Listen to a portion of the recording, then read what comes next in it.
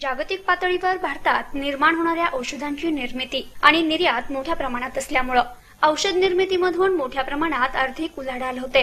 भारतातून 70% औषध जगभरात निर्यात होतात, पण ती सध्या भारतातील सामान्य जनतेला उपलब्ध होत नाहीत। सर्व जेनेरिक औषधे विक्रीपूर्वी सर्व गुणवत्ता नियंत्रण चाचण्या अन्न आणि औषधे प्रशासन विभाग तसेच जागतिक आरोग्य संघटना प्रमाणित असतात। अन्न व औषधे प्रशासन विभागानं सर्व डॉक्टरांना औषधांच्या ब्रँडेड नावासोबत त्या औषधातील रसायनाचं नाव लिहिण्याचे आदेश दिलेत। सध्या वाढत्या महागाईच्या काळात अनेक सामान्य गरीब नागरिकांना उपचाराचा खर्च परवडत नसल्यामुळे औषधे न घेताच रोग आणि काही जीवघेणे आजार नागरिक सहन करतात। त्यातच अनेकांना अकाली मृत्यूला सामोरं जावं लागतंय।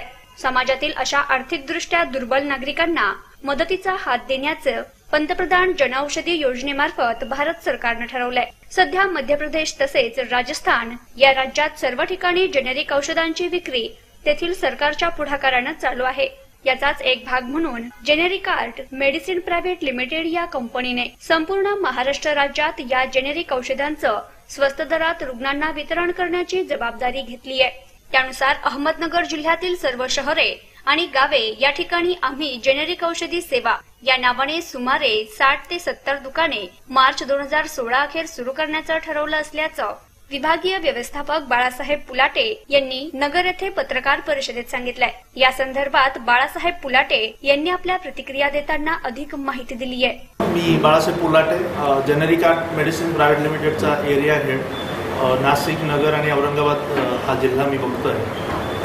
गव्हर्नमेंटच्या केंद्र सरकार आणि महाराष्ट्र शासनाचा हा उपक्रम जनऔषधी या उपक्रमांतर्गत आम्ही आपलं नगर जिल्हा, नाशिक आणि औरंगाबाद या जिल्ह्यामध्ये जेनेरिक मेडिसिन स्टोर्स या नावाने आम्ही स्वस्त औषधी सेवा या अशी उपलब्ध करून देत आहोत सर्वसामान्य जनतेसाठी।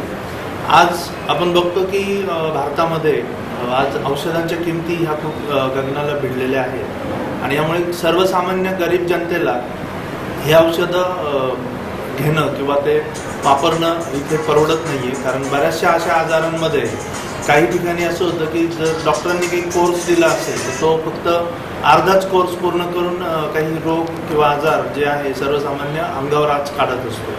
तर याचाच एक भाग म्हणून सर्वसामान्य जनतेला परवडतील अशा खूप स्वस्त दरामध्ये आम्ही हे औषधी आज प्रत्येक ठिकाणी उपलब्ध करून देत आहोत। नगर जिल्ह्यामध्ये आपले काही पहिले संपूर्ण जेनेरिक मेडिकल स्टोअर्स आम्ही येत्या 6, 7 आणि 11 तारखेला आपल्या जिल्ह्यामध्ये ओपन करतोय, ज्याचे उद्घाटन अतिशय नामवंत मान्यवरांच्या हस्ते आपण करतोय। की जसं संगमनेरमध्ये आमचं पहिलं जेनेरिक शॉप ओपन होतंय की भारत औषधी सेवा या नावाने, जिथे माजी महसूल मंत्री बाळासाहेब थोरात साहेब आणि आमदार सुधीर तांबे साहेबांच्या हस्ते त्याचं उद्घाटन करतोय। त्याच दिवशी संध्याकाळी आम्ही अकोलेमध्ये ओम वेदांत जेनेरिक औषधी सेवा या नावाने ही जेनेरिक औषधी सेवा उपलब्ध करून देतोय अकोलेकरांना।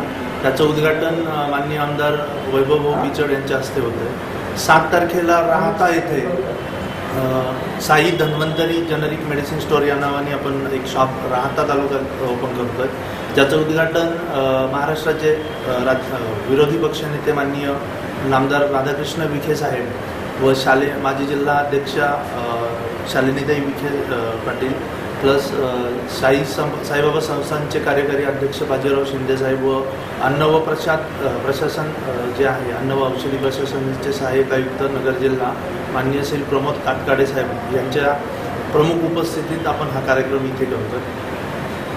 जेनेरिक मेडिसिन्स प्रायव्हेट लिमिटेड या कंपनीमार्फत आम्ही येत्या मार्च अखेरपर्यंत नगर जिल्ह्यामध्ये कमीत कमी 60 ते 70 हे औषध दुकाने आम्ही त्याचं उद्घाटन करणार आहोत व सर्वसामान्य गरीब जनतेला या सगळ्या याच्यातनं खूप मोठा दिलासा आम्ही या ठिकाणी देतो। आम्ही आता 11 तारखेला इथे स्वामी कृपा जेनेरिक औषधी सेवा कुष्ठधाम रोड या ठिकाणी आम्ही एक ओपनिंग आता इथे माननीय आमदार संग्राम भैया जगताप साहेबांच्या हस्ते ते ओपन करून देतात। नगरमध्ये ऑलरेडी आम्ही 5 शॉप्स आता आमचे प्रोसेसमध्ये आहेत की जे मार्च एंडपर्यंत आम्ही इथे चालू करतो। याचा परिणाम दुसरे मेडिकल स्टोअरला होणार आहे? सर असा परिणाम होणार नाहीये, कारण हे गव्हर्नमेंटचं हे असल्यामुळे फक्त ज्या लोकांना हे परवडत नाहीये ते लोक आपल्याकडे हे औषधं इथून घेऊन जातील. मुळात औषधाची जी क्वालिटी आणि हे जे आहे ते एकच असणार आहे, त्यामुळे तो कस्टमरसाठी चॉईस असणार. प्रतिनिधी संग्राम पोटे, LSS न्यूज, अहमदनगर.